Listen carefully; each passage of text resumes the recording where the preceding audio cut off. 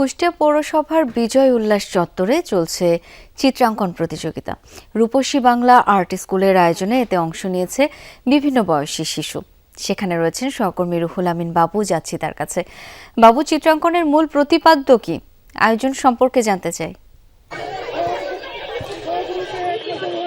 শাওন, আজকের এই চিত্রাঙ্কনের মূল প্রতিপাদ্য বিষয় হচ্ছে যে বিজয়ের রং এবং ৩৬শে জুলাইকে স্মরণ করে রাখতে, এবং এই যে শিশুদের মধ্যে ৩৬শে জুলাইকে ফুটিয়ে তুলতে তারা ৩৬টি ছবি এঁকেছে এবং সেইটির চিত্র প্রদর্শনী কিন্তু আমরা দেখতে পাচ্ছি। এখন তারা ৩৬শে জুলাইকে ধারণ করার জন্য এবং সেই চেতনাকে ধারণ করার জন্যই আজকে মূলত এই আয়োজনটি।